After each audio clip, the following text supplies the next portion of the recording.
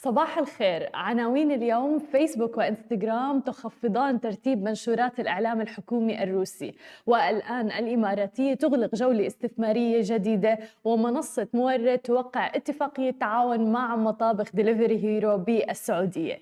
يا أهلا وسهلا فيكم ببرنامجكم تك بالعربي، معكم أنا هالة بسام، ومعنا بخلف الكواليس علي.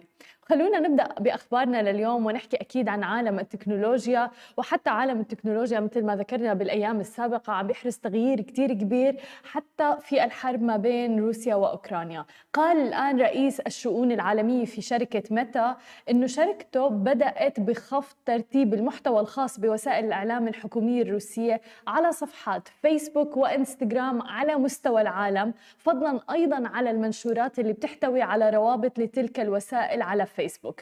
وبتواجه الشركات التكنولوجيا ووسائل التواصل الاجتماعي ضغوط للرد على غزو روسيا يوم الخميس الماضي لأوكرانيا، واللي أدى إلى فرض حكومات في جميع أنحاء العالم لفرض عقوبات اقتصادية على موسكو.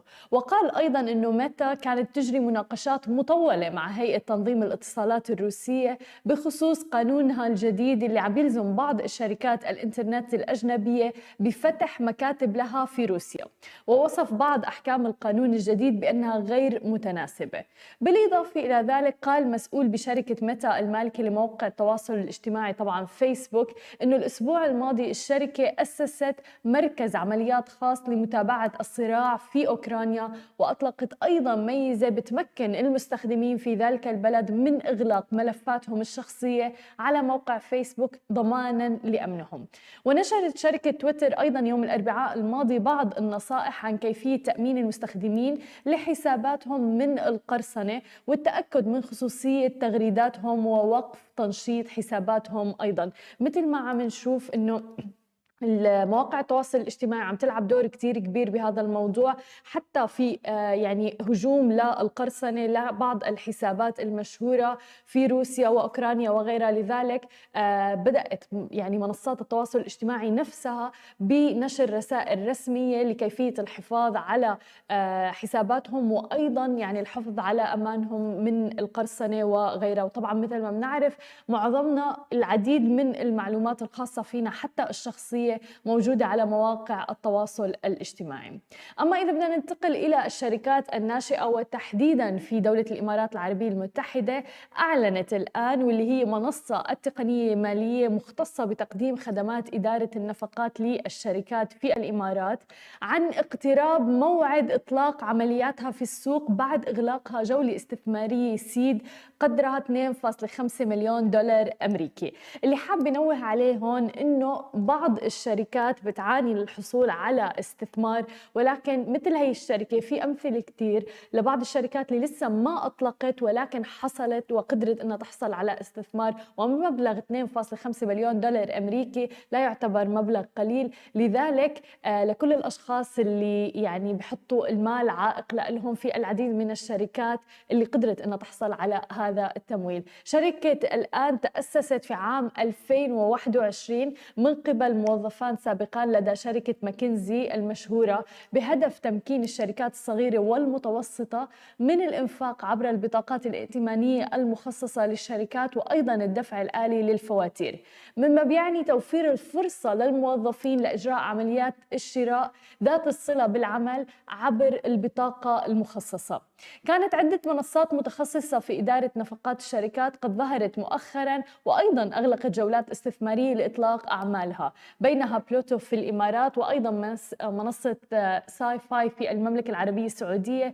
ولكن الآن عم بتقول إنها بتتميز عنهما بكونها أول جهة بتوفر الخدمة مع أيضا دعم عملات متعددة بما فيها الدرهم الإماراتي، الريال السعودي، وأيضا الدولار الأمريكي للدفع وإتمام مختلف العمليات.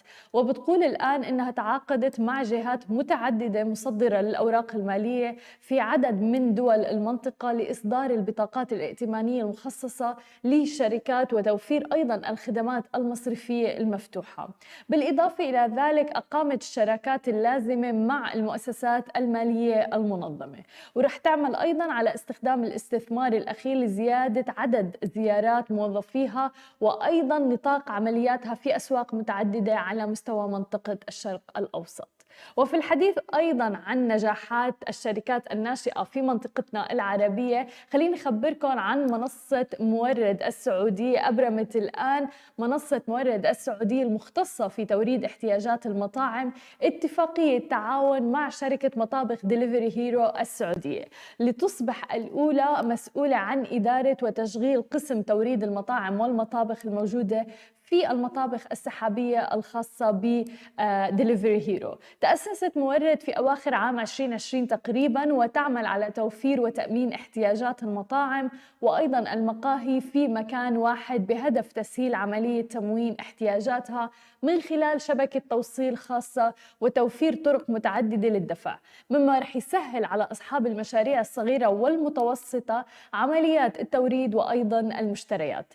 انطلقت المنصة من المنطقة الشرقية تحديداً في المملكة العربية السعودية، ومن ثم توسعت إلى الرياض، وتقول إنها تمكنت من تحقيق نمو كبير في العام الماضي على إثر ذلك. سعيدين جداً بأنه نغطي هذه الأخبار الإيجابية عن الشركات الناشئة في منطقتنا العربية.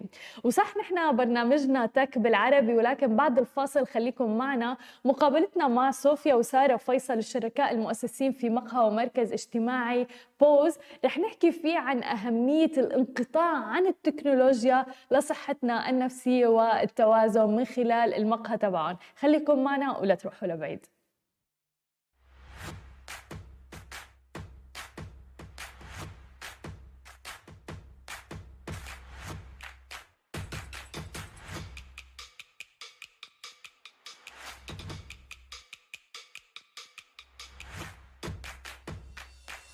Hey guys, I'm Richard Fitzgerald. This is Dubai Works, where we interview the business leaders making a difference in this great city.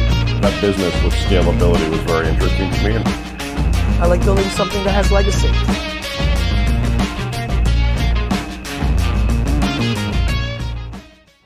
Hey guys, I'm Richard Fitzgerald. This is Dubai Works, where we interview the business leaders making a difference in this great city. That business with scalability was very interesting to me. I like building something that has legacy.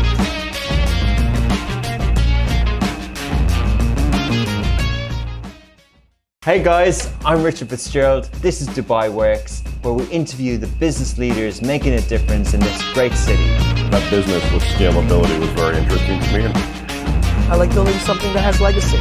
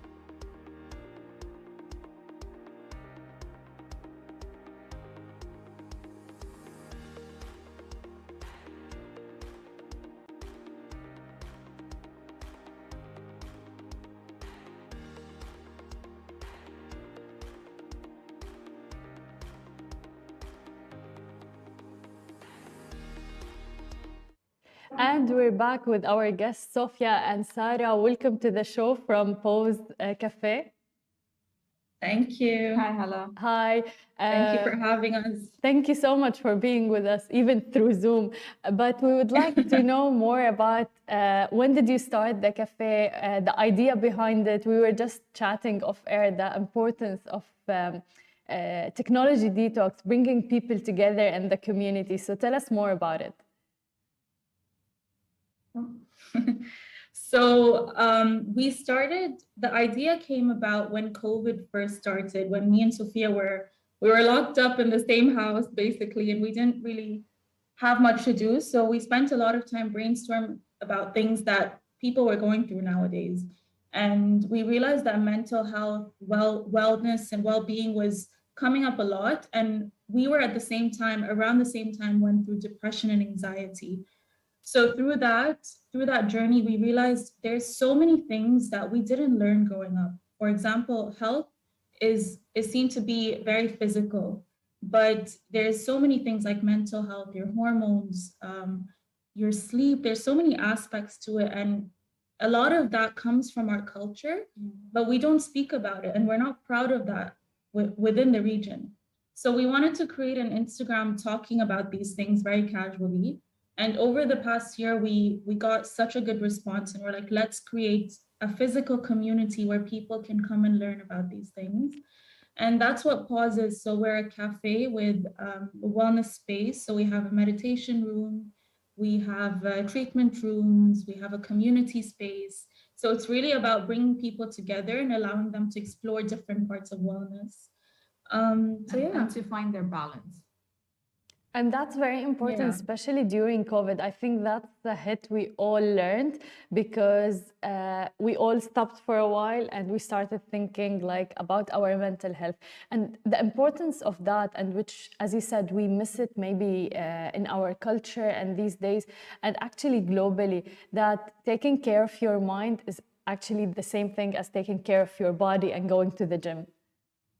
Exactly. Yeah. So I think we forget that when we have a physical sickness, for example, when we got COVID, you take a vaccine, you cure that sickness, right? But being mentally sick or mentally unwell is not seen as the same. And that's what we want to bring up is it's equal. Yeah. And you need both to be functioning well, to be holistically well. Yeah. 100%. And also, how do you use technology to balance that as well? I think when a lot of people talk about take care of your mind and body, it's you need to meditate, things like that. But there's also a way to be mindful with how much you use your phone or like track your sleep. Technology is not bad. It needs to be used the right way. So that's what also we want to promote. Yeah, please tell us more about that, because we are on our phones mostly all of the time. And if we're bored, we just hold our phone and go through Instagram and social media, and we're spending a lot of time there. Like there are people who have average of 6 to 12 hours a day on their screen. Yeah, so for us, the way we see it, and because we started from Instagram, we saw that, and even like I go through this a lot where I'm just scrolling all the time and I'm subconsciously just comparing myself to all these amazing people that you're seeing or things that are around the world happening. We wanted our Pause to be that space where you stop and think about, we'll be like, hey, did you smile today? Or how are you feeling today? So we want you to take a break from just comparing yourselves, but to actually ask yourself these questions. So that's how we use our Instagram to help people remind yourself that technology is, with Instagram specifically, it's easy to compare yourself, but hopefully you find our space to be the place where you feel like you could be yourself without judgment. How do you create that safe space in a physical environment?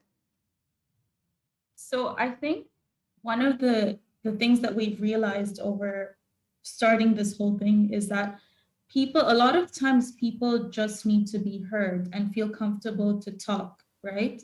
And sometimes going to therapy or going to these more serious clinical places can be intimidating. Yeah. And so for us, we focus on making it very casual. So even if it's a heavy topic, for example, we talk about grief, me and Sophia make it in a way that we all go through this, and let's all just be human and not judge each other for whatever we have to say, and create that space where everyone is comfortable.